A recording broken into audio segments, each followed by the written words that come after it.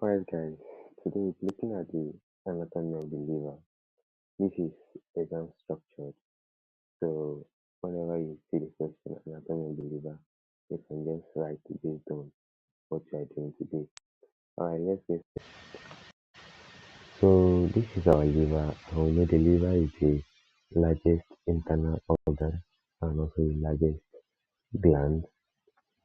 It is located in the abdominal region, which is the abdomen, and then it extends from the right hypochondrium to the left hypochondrium. That is the right hypochondrium, the epigastric region, and then the left hypochondrium. But it is situated mainly in the right hypochondrium and then in the epigastric region. Only a tiny bit is projecting into the left hypochondrium. Then for the size and weight differs in males and females. For adult males, the weight of the size of the liver is 15 kilograms. Meanwhile, in adult females, the size of the liver is about 12 to 13 kilograms, which is 2 to 3% of body weight. Now, for the shape and color, the liver is reddish brown in color due to the rich blood supply it has, and then it is shaped just like a wedge geometrically. So that's definition, location, size and weight, then shape and color. Next, we have surfaces and relations. So the surfaces of the diaphragm are actually two. We have the diaphragmatic surface and the visceral surface. This right here is the visceral surface. Meanwhile, this is the diaphragmatic surface. The diaphragmatic surface is actually more of anterior, a little bit posterior, and then this superior part. So you could see in this diagram, you can see the diaphragm being uh, removed or being moved away to reveal the liver. So that's for the surfaces of the liver. Then for the relation, these go hand in hand with the surface. So superiorly, the liver is related to the diaphragm, the right pleura, the right lung, and the pericardium. Now the diaphragm is actually in between the liver and all of these guys. But then again, they are actually located close to each other and they are clinically important because there are some cases where you might have um lung disease and then you'll be having abdominal pain. I will explain much of that when we get to the borders. You see how this relates. But then again, this is exam structured, so we might not be going into deep details. Then we have the inferior relations, which is on the visceral surface this time around. The inferior relations are the esophagus, the stomach, the right kidney, the first part of the duodenum, the hepatocolon flexure, which is part of the large intestine, and then transverse colon, also part of the large intestine. And then posteriorly, we have relations with the diaphragm again, and then the inferior vena cava. So for the borders, we have the inferior border and the posterior border. Now this is the inferior border. It is located inferior to the gallbladder and is sharp and thin. Meanwhile, the posterior border is quite rounded. This image you are seeing here is a view of the liver actually being dumped on a slab. So you will notice that the posterior edge here is a bit curved. So that curvature now is what will make you realize that that's the posterior portion of the liver. And now, this posterior portion of the liver is actually containing the bear area, which you'll be seeing soon. But before going to the bear area, let's look at the lobes. So the lobes of the liver could be classified anatomically or surgically. Anatomically, we have quite a lot of lobes, but we'll be looking at the important four: the right lobe, the left lobe, the quadrate lobe, and the caudate lobe. The right and left lobe are formed by the falciform ligament, which divides the liver into right and left lobe. The caudate lobe is located medial to the gallbladder, and then the caudate lobe is located medial to the inferior vena cava. And then surgically, we have the right functional lobe and the left functional lobe. Don't forget that in anatomy, we actually have 8 lobes. There are a lot of lobes apart from quadrate and caudate, although this is important for. But in surgery, in the clinic, they only recognize two, and these two is divided by the Cantlite line, which is an imaginary line. They are not following the falciform ligament, because the falciform ligament could not be used in surgery because of the um, functional anatomy of the liver. So what am I trying to say here? When the hepatic portal vein goes into the liver, let's say this is the hepatic portal vein going into the liver, it actually branches into the right functional lobe and into the left functional lobe. So in between these two branching, there is only small vessels there. And when we have to do a liver transplant, where we need to cut the liver into two, the surgeon has to take this uh, lane because it has only smaller blood vessels, and it is the bloodless area of the liver, not bloodless entirely, but it has the least blood flow in a way. So this area is what is recognized surgically, and that's why you have to know the Cantlite line. So that's that for the lobes, and then for the ligaments. Now I've shown you a lot of slides, and I believe if you've read up your liver anatomy, you'll have seen some of these ligaments: the falciform ligament, the coronary ligament, the right triangular ligament, the left triangular ligament, the hepatorenal ligament, the hepatoduodenal, and the hepatogastric ligament, which makes up the lesser omentum. So let me show you some of these ligaments in the previous slides. So here we have the falciform ligament.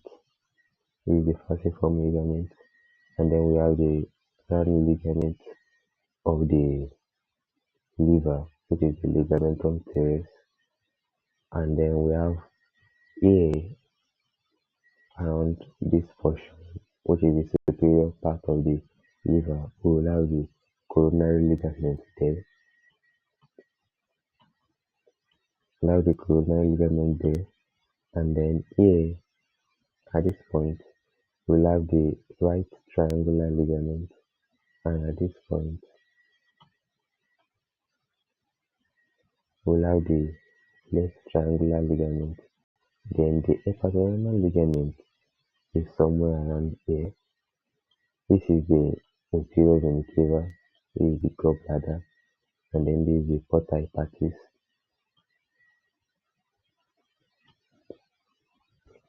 So I think that's that for the ligament. Then the last two ligaments I mentioned are actually shown here. The last two ligaments are actually shown here. The one that goes to the duodenum and then the one that goes to the lesser curvature of the stomach. These two ligaments form the lesser omentum. So I hope we grab that. So these are the ligaments in the that are related to the liver. The falciform ligament divides the liver into two. The coronary ligament reflects the visceral peritoneum of the liver onto the diaphragm. The right triangular ligament and the left triangular ligament are formed by the coronary ligament towards the uh, visceral surface, and then the hepatorenal ligament links the liver to the kidney. The hepatoduodenal ligament links the liver to the first part of the duodenum, and then the hepatogastric ligament links the liver to the stomach. Now, the porta hepatis. The porta hepatis is part of the visceral surface that allows neurovascular structures to enter the liver. So the neurovascular structures we find there is a hepatic artery, the common hepatic artery, which divides into the hepatic artery proper, the right hepatic artery and the left hepatic artery. Then we have the portal vein, and then we have the bile duct. So you can see a little bit of the cystic duct here. You can see the right and left hepatic duct, and then this is the bile duct. So yeah, that's that about the portal hepatis. It's basically part of the visceral surface that allows neurovascular structures to enter the liver. Then the blood supply to the liver. The liver has two blood supplies, one from the hepatic artery proper and then from the hepatic portal vein. Now, the hepatic portal vein is formed by the mesenteric veins and the sphenic veins.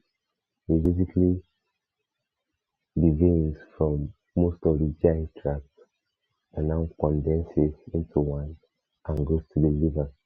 You should know this is because of the function of the GI tract, because they absorb whatever we eat. So the liver has to filter out everything first before sending the blood back into the circulation. So the hepatic portal vein contributes about 75% of the blood supply to the liver. It is very rich in nutrients due to its origin, and it is very low in oxygen because this is a vein blood. Then for the hepatic artery proper, it's coming from an artery, so it is rich in oxygen. This is what keeps the liver alive. Then the venous drainage. The venous drainage of the liver are the hepatic veins. We have the superior hepatic veins, the middle hepatic veins, and the inferior hepatic veins. They take blood from the smaller veins and dump it into the IVC. Then the lymphatic drainage. The lymphatic drainage of the liver is divided into superficial and deep. In the superficial lymphatic vessels, we have the fact that they drain into the hepatic and the phrenic lymph nodes. I think I made a grammatical error here or a spelling mistake here, but we get the point. We have hepatic and phrenic lymph nodes draining the superficial lymphatic vessels, and then the deep lymphatic vessels are drained by the hepatic and celiac lymph nodes. Then for the nervous supply to the liver is provided by the autonomic nervous system. So we have the sympathetic innervation and parasympathetic innervations. The sympathetic innervation is coming from the hepatic plexus, while the parasympathetic innervation is coming from the vagus. The vagus nerve is basically the nerve for parasympathetic innervation. It helps in the glandular function of the liver and its metabolic functions. Meanwhile, the sympathetic this time around, it uh, brings about vasoconstriction and it's just the adrenaline stuff. And then we have the functions of the liver. So you can see a long list here, and I bet you there are still more to this. The liver is just so wonderful. It has a lot of function it performs. You have bile production, carbohydrate metabolism, fatty acid metabolism, protein synthesis, detoxification of drugs and toxins, physiological hemolysis, which is basically the breakdown of red blood cells, immune function by copper cells. This is obvious when you look at the histology of the liver before blood before blood goes back into the IVC. They have to pass through these copper cells, and these copper cells make sure the toxins and the drugs are broken down before they are passed into the IVC, because the IVC drains into the right atrium, which is the heart. Then we have formation. That formation is mostly from protein synthesis. Okay, for the last part, well, the applied anatomy. So why do you need this? Why do you need all this knowledge? We have hepatomegaly. This is enlargement of the liver. Enlargement of the liver usually comes from liver problems when we have inflammation and obstruction, while liver cirrhosis, which is the end stage of liver damage. By this time, there are already fibrotic tissues in the liver, and then the person could be suffering from portal hypertension due to liver failure, hepatic jaundice, hepatitis. This is inflammation. This is inflammation on its own. Then we have liver abscess. Is this liver abscess that can actually spread from the liver to the bear area? Okay, yeah. I even show you guys the bear area. I think I have the bear area here.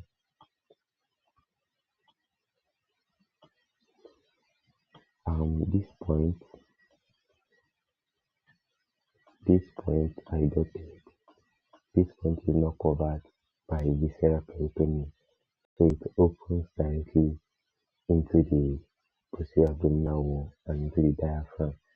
So whenever there is a liver abscess, which is a liver infection, the infection can spread from this area into the diaphragm, and then from the diaphragm it could actually get to the pleura.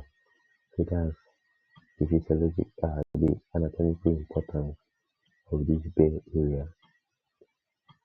It leads to communication between the diaphragm and the liver.